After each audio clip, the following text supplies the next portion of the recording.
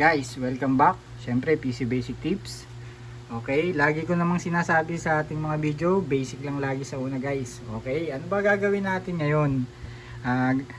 Ay tuturo ko sa inyo guys kung paano mag-open time gamit yung ating PanCafe Pro server.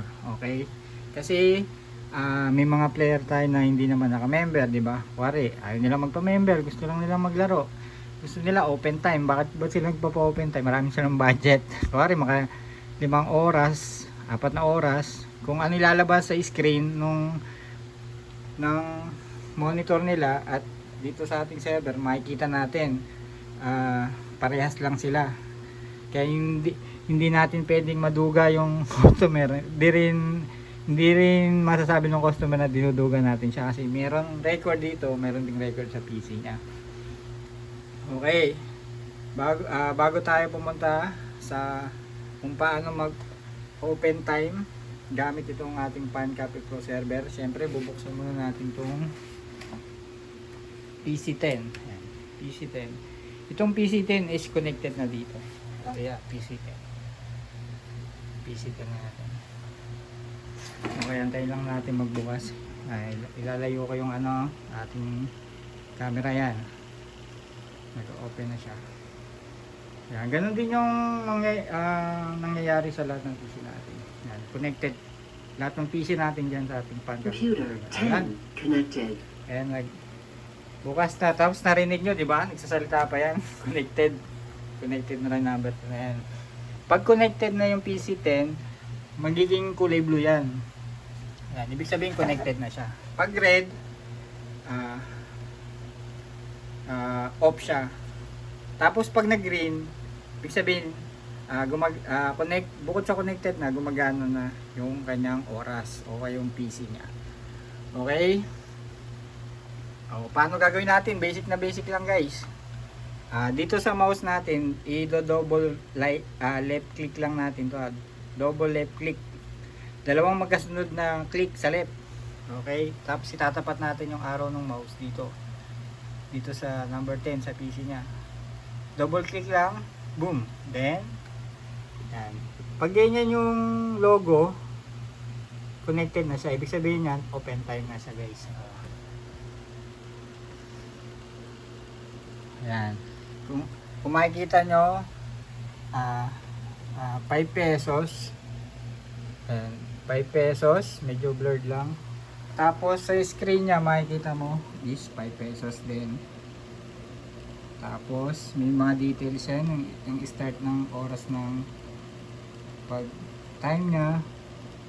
Yan. Tapos itong na yan, itong oras na yan, habang tumatagal sa maglaro, wala na 2 oras, 3 oras na dadagdagan yan. Okay? Ganun lang, kay basic i-double click lang natin.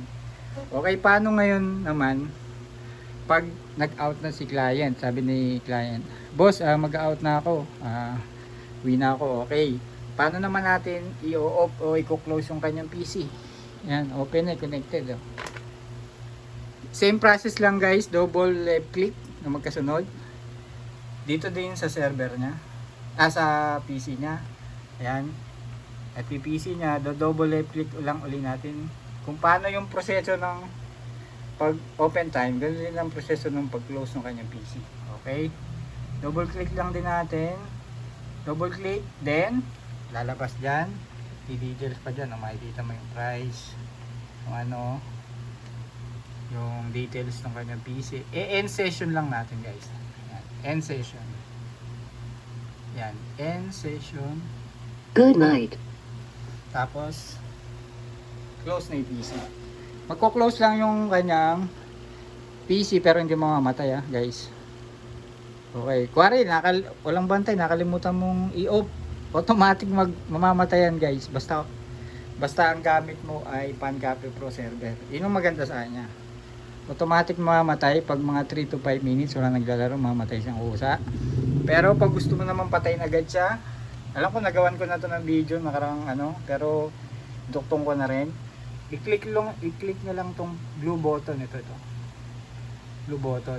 Pag kinilik niyo yung blue button na yan, tapos nakalagay, do you want to shut down computer, yes nyo lang, then boom, makita nyo yung PC, nag-red siya, tapos unti-unti nag-shutdown na siya.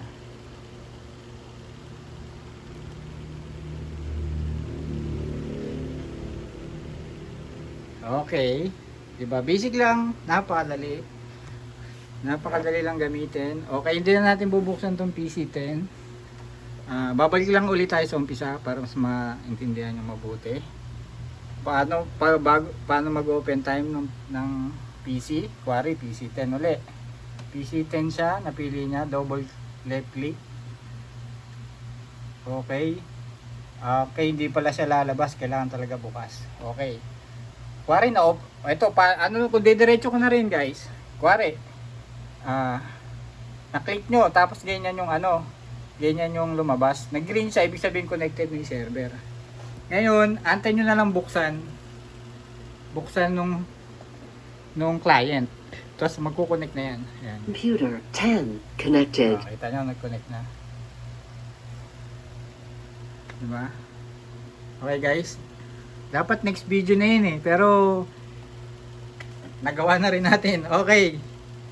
Okay guys. Kuwari aksidente nyong 11.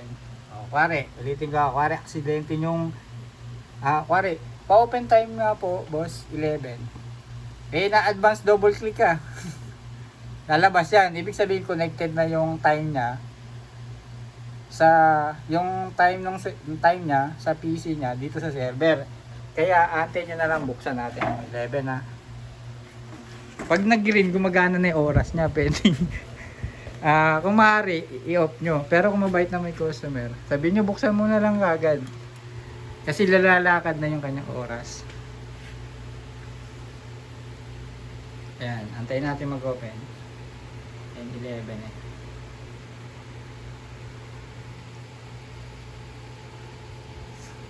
Okay, balik tayo sa server. And makikita nyo pag ganyan yung logo, ibig sabihin gumagana na yung oras niya, connected na yung oras niya sa server. Pero yung PC, di pa. Get nyo ba? Yan. Yan, tayo lang natin na yan. Antayin nyo pag nag-connect. Hindi ko napapakita yung PC, yun yung PC. Pag kumonect siya, dito na tayo, focus na tayo para makita yan.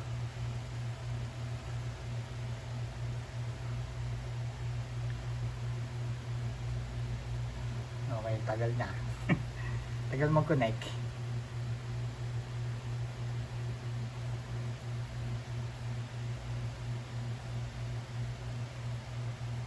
Okay guys, bukas na yung PC. Ayun! Yan na, hintayin natin. Computer Ayun. 11 connected. Diba, connected na. Ganon, okay? Kaya kung sakaling may nagpa-open time at hindi pa bukas yung PC, ganyan mangyayari yung katulad kaninang logo. Walang problema yon. Yun nga lang, lalakad ng mga sabi natin 1 minute na mababawas sa oras nila. Pero hindi na magalit yan. Okay? Ganun lang guys. So, turo ko na rin kung aksidente yung kuwari, kuya PC6, hindi pa niya nabubuksan yung PC6 Hindi pa. Na double click mo kagad, open time. O ano gagawin natin? I-double click lang uli natin. Double click. Tapos i-end natin yung session. Good night. Yung oras niya is marireset, no, di ba? Pero iba, pag na-double click, mabilis din naman mag-boss yung PC. Mga ilang 1 minute na siguro sabihin natin pinakamatagal. Okay, ganun lang mag-open time ng Computer 10 client. is still. Okay, server. Ganun lang gagawin natin sa server. Ma-open time para magamit ng client kung PC na napili niya. Yan, dalawa. Okay, ulitin ko na lang ulit. O paano kung ayaw na nang maglaro ng dalawang player natin? O double click lang. End session. Good night. Ayan, pag blue, hindi na connected yung oras ng client sa ating server. Tapos ganyan na itsura, hindi niya magagamit yan guys. Tapos ganun din gawin natin, double click, end session. Good night. Tapos pag gusto natin patayin sabay, blue button, click, then yes. Makikita nyo, nag-red na, pa-close na yung dalawa, yan nakikita nyo. Namatay na isa. Ito na lang isa. Boom. Diba? Kaya nga guys, kung gusto nyo madaling trabaho, kung gusto nyo madaling trabaho sa inyo shop, Van Cafe Pro lang guys.